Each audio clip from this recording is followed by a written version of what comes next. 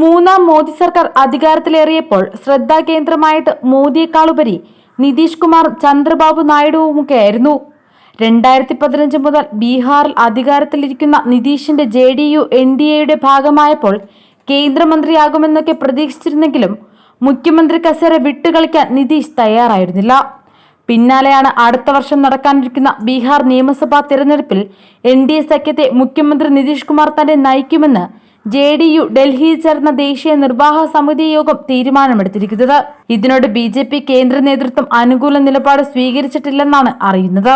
അതിനിടെയാണ് നിതീഷിന്റെ സ്വപ്നങ്ങൾക്ക് ഭീഷണിയായി ഒക്ടോബർ 2 ഗാന്ധി ജയന്തി ദിനത്തിൽ ജാൻ സൂരജ് എന്ന രാഷ്ട്രീയ പാർട്ടി ഔദ്യോഗികമായി ആരംഭിക്കുമെന്ന് തിരഞ്ഞെടുപ്പ് തന്ത്രജ്ഞൻ പ്രശാന്ത് കിഷോർ പ്രഖ്യാപിച്ചിരിക്കുന്നത്.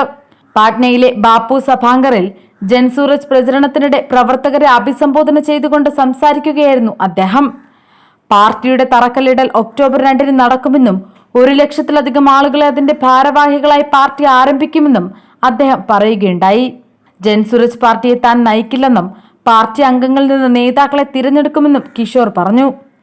ബീഹാറിൽ നിന്നുള്ള അടുത്ത തലമുറ മെച്ചപ്പെട്ട വിദ്യാഭ്യാസമോ ജോലിയോ ആരോഗ്യ പരിരക്ഷയോ തേടി സംസ്ഥാനത്തിന് പുറത്തേക്ക് പോകുന്നില്ലെന്ന് ഉറപ്പാക്കാൻ പ്രശാന്ത് കിഷോർ പ്രവർത്തകരോട് ആഹ്വാനം ചെയ്തിട്ടുണ്ട്.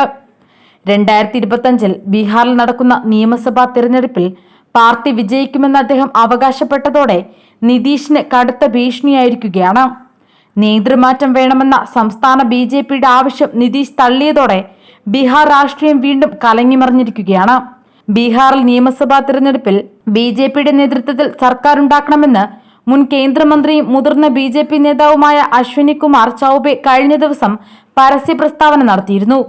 2020 NDA സഖ്യത്തിലാണ് ജയിച്ച് മുഖ്യമന്ത്രിയായതെങ്കിലും പിന്നീട് RJDക്കൊപ്പം മഹാസഖ്യമുണ്ടാക്കിയ നിതീഷ് കഴിഞ്ഞ ജനുവരിയിലാണ് വീണ്ടും NDAയിൽ തിരിച്ചെത്തിയത്.